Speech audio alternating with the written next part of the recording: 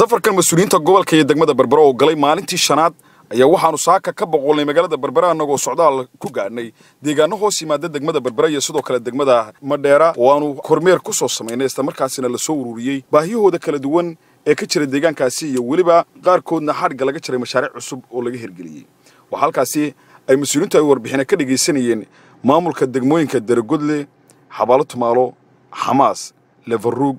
degmada Sheekh Abdaal iyo sidoo kale degmada Madheera oo halkaas dadku ka warbixinayeen xaaladda ay ku sugan yihiin iyo waliba duruufaha adag ee ka jira waxay dadku ay soo bandhigeen inay wadanka ay ka jiraan abaaro adag iyo sidoo kale baahiyo la xiriira dhinaca caafimaadka waxbarashada iyo biyaha oo ay ka codsadeen mas'uuliyiintu inay wax ka qabtaan waxay ka mahad celiyeen mashaariicdii hore ay dawladdu hoose ee Berbera uga furisay deegaanada abaartii jiilaa ka dhacday iyadoo haysatii Google raacday xitaa dadka xoolaha ee deegaanka waa aad iyo aad u daciif u yahay oo u daran yahay waxaan leenahay waa mahadsantiin haddii aad noo timaadeen haddii aad deegaanadiina iyo tuulooyinkiina iyo goboladiina waxay qabanayo eegaysaan markaa labadaa waashan horta maarka waxaan ka codsanaya inuu guneeyo waxaa kaloo nu gudbi doonaa arrintaa biyaha markaan ka hadlayo guddoomiyaha gobolkan iska kaashan doonaa wasaaradda biyuhu sidii cid survey noo samaysa ama research ku samaysa buurtaa dhexdeedii biyuhu ku jiraane dugsigu ma laha oo Leverug buu ka soo dhaarsadaa jeelku biyihiisi waa dhanaan oo wax bilaadan cabi kara ma ilaa Madheera ilaa Abdaal waa la biyo leeyahay nimadan burti magaaladan ka codsanaa waxa weeyaan in dugsi lagu kordhiyo hoose magaaladan lagu kordhiyo oo laga dhiso waxa weeyaan aaga hoose magaalada mas'uuliyiinta gobolka iyo degmada Berbera oo ay ku jiraan xildhibaanada golaha deegaanka ee Berbera oo iyaguna halkaasi hadallo ka soo jeediyay ayaa ka warramay ujeedada socdaalkoodan oo ay ku soo mareen in ka badan 70 degsiimo oo laga soo doorto xildhibaanada golaha deegaanka ee Berbera sida la jigeed in aan ugu xisaabtantaan oo wixii sanadkii hore la idin qabtay iyo daan waxba la idin qaban iyo sababta loo qaban waayay baa anaguna aan ka warbixinay kuna sheegtaan dii wax la idin qabtayna ka mahad celisaan sanadka dambana wixii miisaaniyada ku darsanaysan insha Allah taala ina sheegtaan ee baahiyeena ay maka taagan halkan maanta hadalka inta ugu badan idinka yeelan doona waxaad ka mahadnaqaysaan wixii hore la idinku qabtay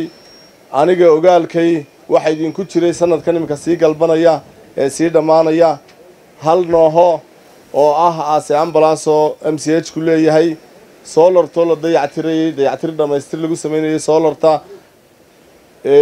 iyo haddii alla beedankeeda leeyahay askari laba askari oo la guneynayay socdaalkeegan waxa uu yahay xog go'aan noqoshada oo ugu horeyso abaaraha waa laga sameeyay sixir barar kale waa laga sameeyay Allah inaga jabiyo xog go'aan noqoshada arrimaha bulshada ha u badnaato waxaan halkan u maraynaa in aanu baahiyaha wax laga qaban karo ilaahay baa subxaanahu wa ta'aala baahida tira baahiyaha aynu wax ka qaban karnay naga dhaxeeya in aynu ogaano iyo sanadkii hore wixii inoo qabsoomay ama xanaanaha noqoto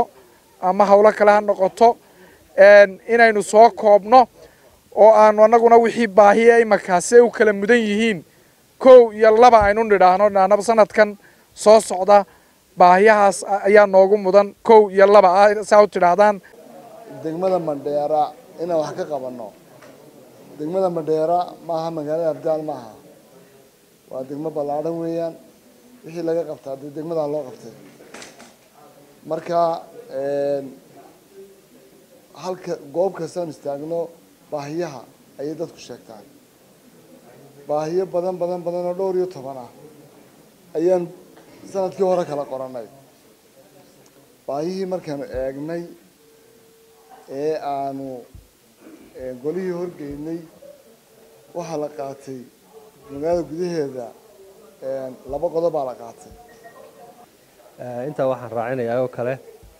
kulli golaha waqtigan ka kooban golihii deegaanka ee Berbera iyo golihii fulinta agaasimayaashii suduwayaasha waxa loo socdaa waa wax qabad weey idinkana waxaanu idinka doonaynaa una dilaayda oo mar walba oo waxa weeyaan waa shaqada routiinka ee socota waa shaqada routiinka ee socota waa sidii awal hore bay inuu ahaan jirtay waxa weeyaan sanadkiiba mar baa la idin soo maraa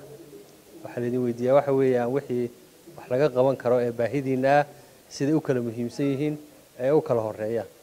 safarkan oo qaatay muddo 5 maalmood ah ayaa lagu soo gabagabeeyay socdaal lagu soo maray deegaanada bari galbeed koonfur ee gobolka saaxil mukhtaar cabdiraxmaan maxamuud telefishinka qaranka Soomaaliland Berbera